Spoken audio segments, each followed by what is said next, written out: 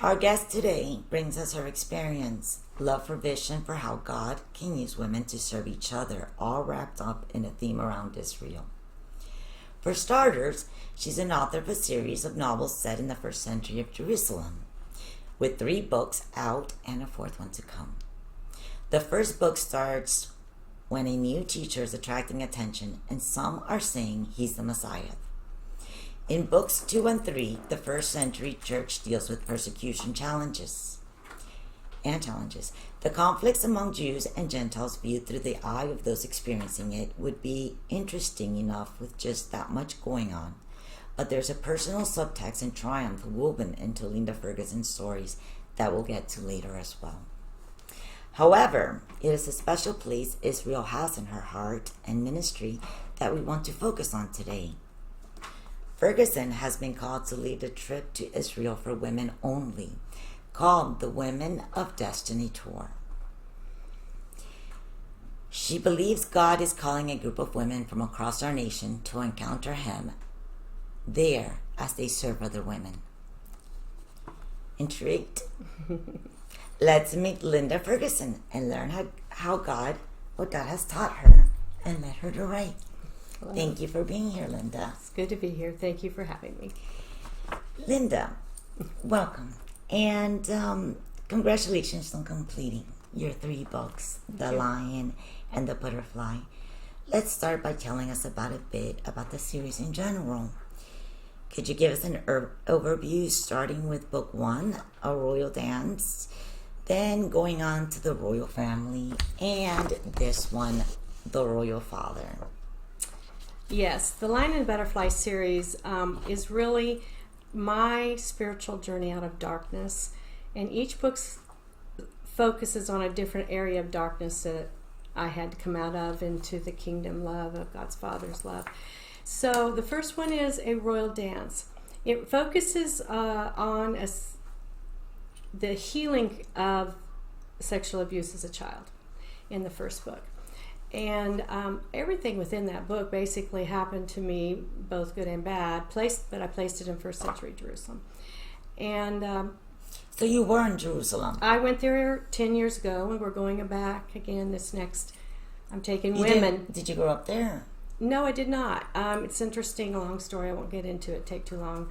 But God sent me with a ministry tour of women. And actually, so this abuse was growing up, I assume. Yes, it was when I was a little girl. I suffered it when I was a little girl, and God asked me to write my story 35 years ago, and I ran away from the whole thing. I said, no way. That's another long story. But He ended up taking me into Israel, and in Jerusalem, and in Shiloh in particular, I had a divine encounter with God that absolutely transformed my life in a way that it caused me to have such passion for God's children. In particular, I feel called to the women to fulfill their destiny. And so from there, I wrote these books when I came home, but it still took a few more years before I decided to be obedient. Because that was 10 years ago when I did that.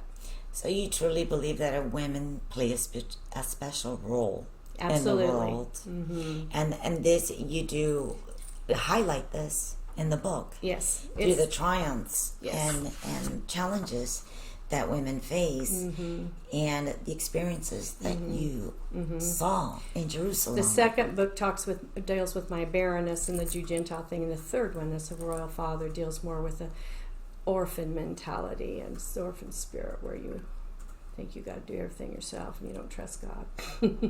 That's a quick version. So you've been there too. They're all, like I said, different aspects of darkness that I've been brought out of. Linda, we'll come back a bit later and hear more about the story series, but I want to get to the heart of the matter here, where you're writing.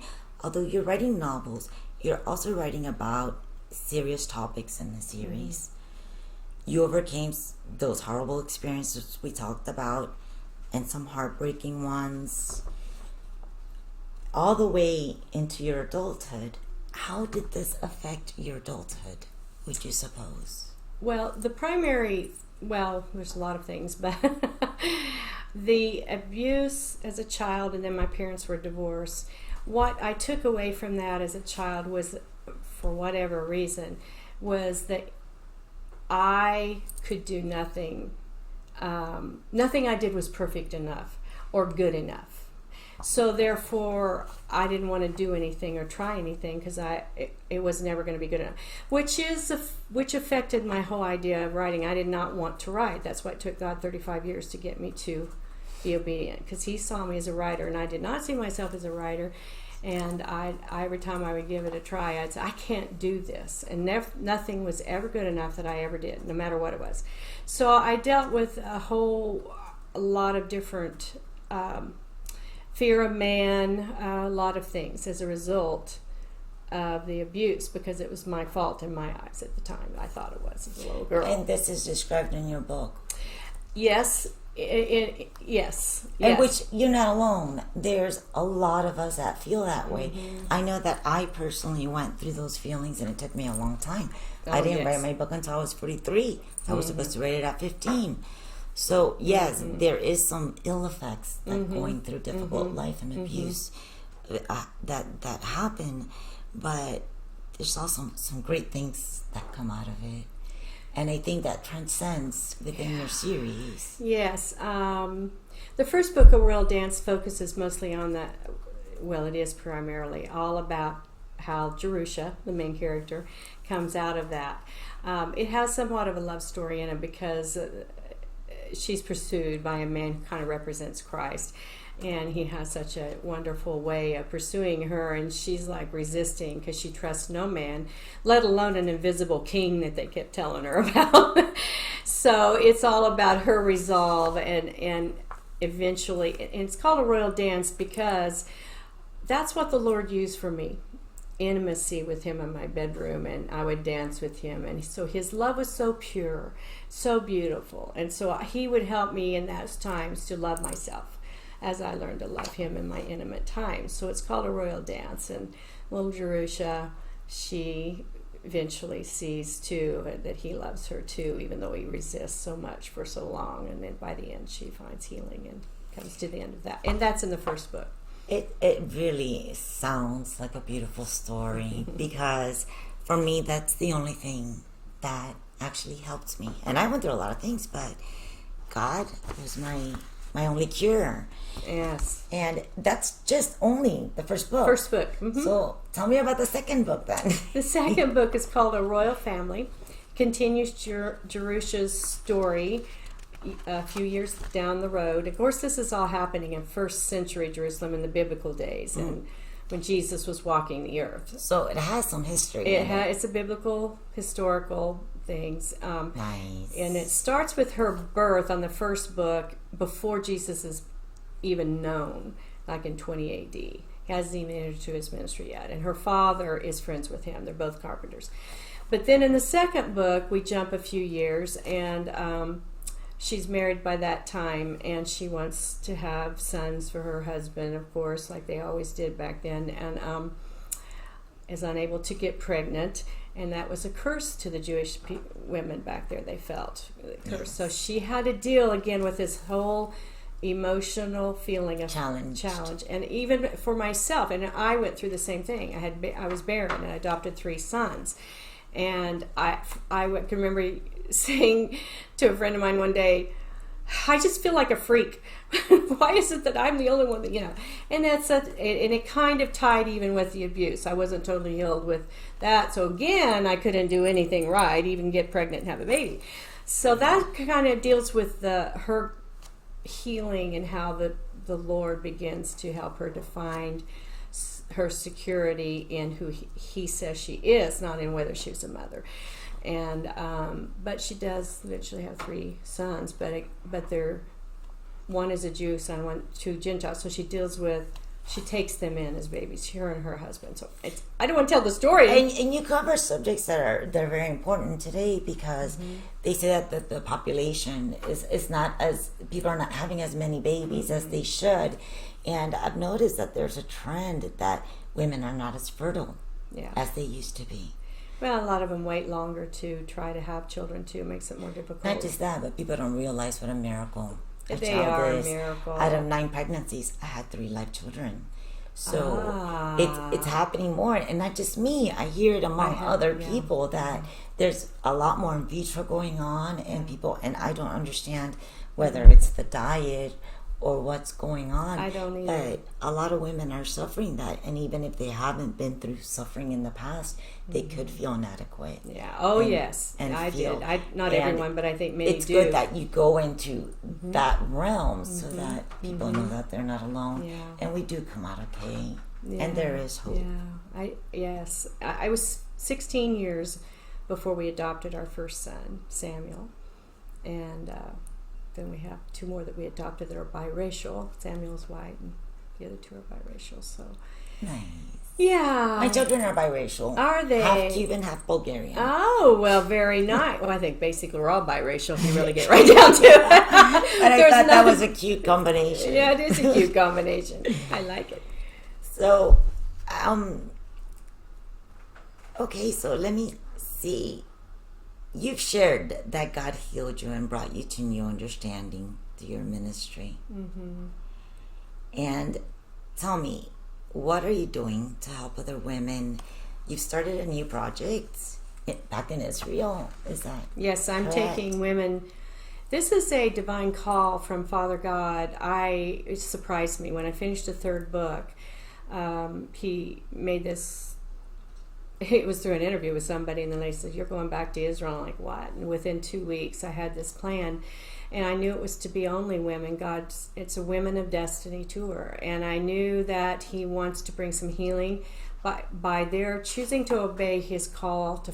It's like He says, "Come away from all distractions and all out of your comfort zone, and follow Him to in the service of others." Yeah, and I believe when they come home, they're going to have unlocked a particular part of their destiny that's unique to their own design. Because I believe every one of us, and I deal with the women, because that's who God's called me to, have a specific design that He's designed specifically for them. And so many times, I think especially women, try to be like everybody else. And God has so given me this passion to help women to stop comparing, stop thinking that someone else is more spiritual or whatever, and let Him show them their specific design and what He has for them. And I think for whatever reason, I believe it's a mystery. I say, God, why only women? He says, it's a mystery, and it will be revealed as you walk this out. But I'm going to help these women they will come away and go with me, Him, meaning Him, to Israel. I'm going to unlock something for them, and they're going to be bringing it back in to their family and cities. And I really do hope you encourage a lot women to do this. I have a niece, Caitlin, who does travel for women's rights. Oh, yes. And she would probably be interested. Very good. I talked to her about that. Yes, that would be wonderful. It's very interesting because God told me, He says there's going to be one from here and one from there. I live in Kansas, the middle of nowhere. And I have 3 from Arizona, 1 from California, a couple from my city. And He said, it's going to draw. It's going to be a common. So I think it's going to be a unique combination of people that they're going to hear the Esther call, and they're going to be willing to risk, like Esther risked. And they're going to come away. And you're very brave. I don't feel brave. I just feel loved. To lead this movement.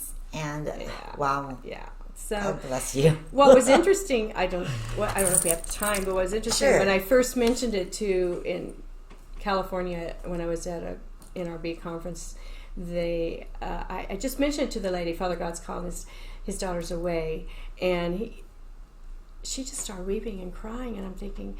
She's signed up, but she had a vision at that point, and she saw Jesus and her father, who had died 7 years earlier, standing before her at that moment, and she could hardly talk. She told me in an email later that she actually saw them? Saw them standing there in front of her when she was crying. My publicist was crying, and I was looking at him like, what in the world? But you didn't see it. I didn't see it. Oh. I just knew she was moved. Wow. Immediately. That's amazing. It is amazing. Very amazing. Wow. So, but I just knew at that point God was letting me know He was in it, because what she didn't just see Him. It was like they were letting her know and conveying to her how many wonderful things they have for her when she goes to Israel. And she never wanted to go there. She said, I never had desire to go there ever. But I know, and her birthday's that month, and so she knew this was like a birthday gift from Jesus and her father. You know, if I can see a vision, I'd go. I would too. I'm just saying that to those of you who are thinking about it, there are people that are really been, yeah. No, it's a serious call. It truly is a serious call by God. I believe it. It's women of destiny. That's what he gave me. Women of destiny, come away and let the Father touch them. Excellent. Thank you so much. Standing there in front of her when she was crying, my publicist was crying, and I was looking at him like, what in the world? But you didn't see it. I didn't see it. Oh. I just knew she was moved. Wow. Immediately. That's amazing. It is amazing. Very amazing. Wow. So, but I just knew at that point God was letting me know he was in it, because what she didn't just see him. It was like they were letting her know and conveying to her how many wonderful things they have for her when she goes to Israel. And she never wanted to go there.